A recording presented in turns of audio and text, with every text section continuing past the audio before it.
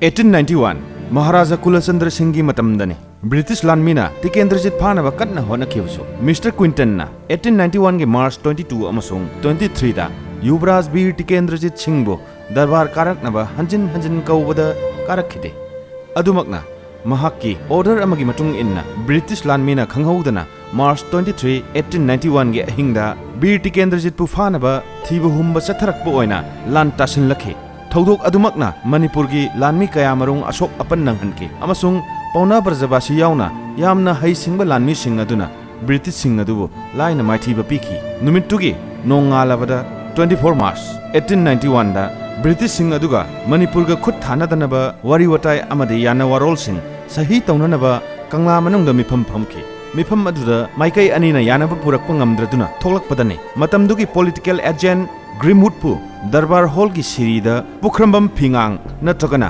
Kauzau haina khangnaba mishak amana tana thinduna hatki atai lemhauriba British officer sing aduna wangkhairakpa amasung angom ningthauna kanduna Darbar Hall manungda thamki adubu sauraba Manipur gi miyam amasung lanmi sing themthaba yakide hai phajinduna thamlaba British officer sing makhong punduna kangla manunggi kangla sa mamangda puraktuna matamduda khongnang phaidek pidagi Public Executioner oiramba Sagol Sam Dono Singna Makutta Tendong Thang Pai Awang Honor Leplaga British Sing Aduna Mamai Nongsup Olhan Laga Matang Mangak Kakki Kaklaba Makok Amasung Masadagi Kapthorakpa Ina Kangla Sagi Akhin Bermurti Pummangang na Songki Kaklaba Makok Sing Adu Nungoi Laifam the Pumki Aduga Makok Yautraba Masana Huzik Kwairamban Katel Ladiba Manak Asida Pumki Hai Mangak Kaktun Hatkiba British Sing Adudi Matamdugi Assam gi Commissioner Mr. Quinton, Assistant Secretary to Chief Commissioner, Mr. Cossins, Hana Siraba Political Agent, Mr. Grimwood, 42nd Gorkha Regiment ke Lieutenant Colonel Skin, 43rd Gorkha Regiment ke Lieutenant Simpson ne. Thaudok asidagini Anglo Manipur War 1891 mayon chongkibasu.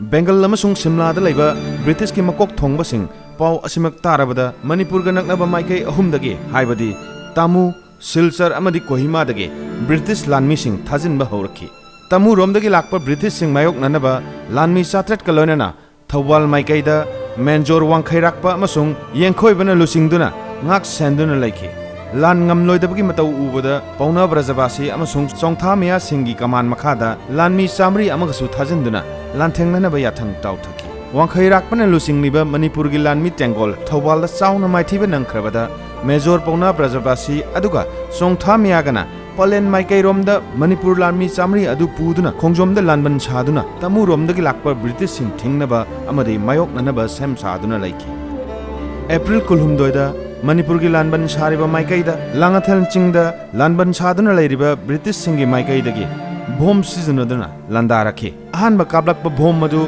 Pauna Brajabasina khurup mapal wangna songkhatuna bom gi maina kakkibagi wari lei Singlen sana Kumbung Manjor, Lotong Bazamadar, Kaisha Zamadar, Hairang Khongjana Singba, Manipur Landmi gi makok thongba sing, amasung Manipur Landmi loinamak soktuna sikrabada, Pauna Brajabasina, matomtana aroiba matam phauba, masada ina pungangang tamthina soklabasu, lan thengnaduna, chongduna laiki haina, research paper singda iba thengnari, angakpa mathaunani.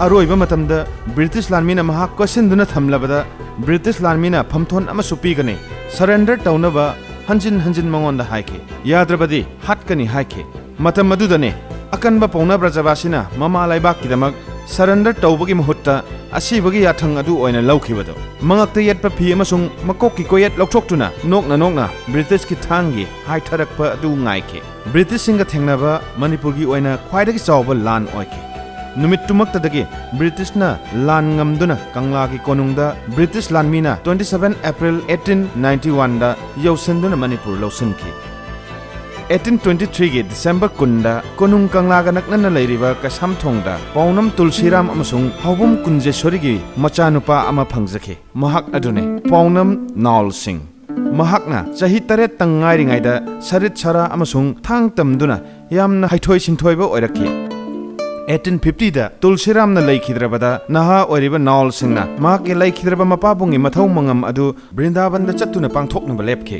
Sahi taratrat ngairiba naul singna 1850 adumaktada Imphal thadoktunna Brindaban gidamak mapabunggi mathau mangam pangthok lonaba chatke. Brindaban da yauraba matung chanminnakhiba lainingba sing aduna mayumda halaklabasu naul singdi yumda halaktana Banarasta 1856 phawba leitha hoki. 1856 da mahak sahi kulhumdoimuk sore. Brindaban dagi halaklabada naul singna Manipur gi lanmi da junior officer oina sangkhe. Maharaj Chandrakirti na hawam binodo major amasung loma major ga loinana expedition chatpada khanghaudana lan tasilakpada samna da lituna hingauke. Thodok aduda Manipur gi nongmai chani ga ani munki. Adubu lanhau adu Manipur gi lanmi singna hai singna namthake. Matam masidani naul singi yamna hi singba matawadu ningthona khangkibasu.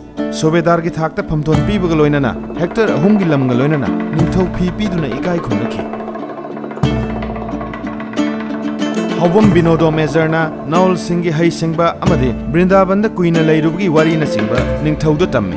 Ningthau na khoidara duna Brajabasi mingthol piduna naul singbu pauna Brajabasi haina khangnaki. Ikui kuidana Kabrabam Setu Senapati gi machanupi Hemo Malagal hongduna yumban punsida khongdakhe. Asum tauna Thauna phana horakhiba pauna Brajabasi gi punsi wari singtha ningai oiba kaya amasu leire.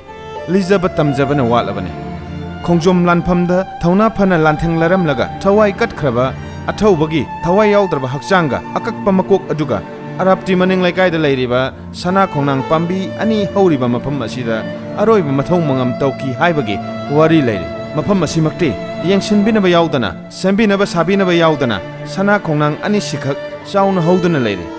Mafam asi hek urubada wari leiba mafam manba asikhak natana karigomba semkat sagat amata tawdana ningsing khubam mutladaba mafam ama oire. Lijakhiba tamjakhiba wari punamak tongan-tonganba web resources amasung research paper singda page tawjaduna lijabani. Engine khiba natragana warhauba yawrabasu pumnamakna ngakpigani. Semdokpirakpa amasung asumba takpirakpa taramna okjari. Aranba yawrabasu semdoknaba tanja pibinaba laibakki miyam khwai punamakki mafamda ikok nonjari. Pumnamakpo thakatjari.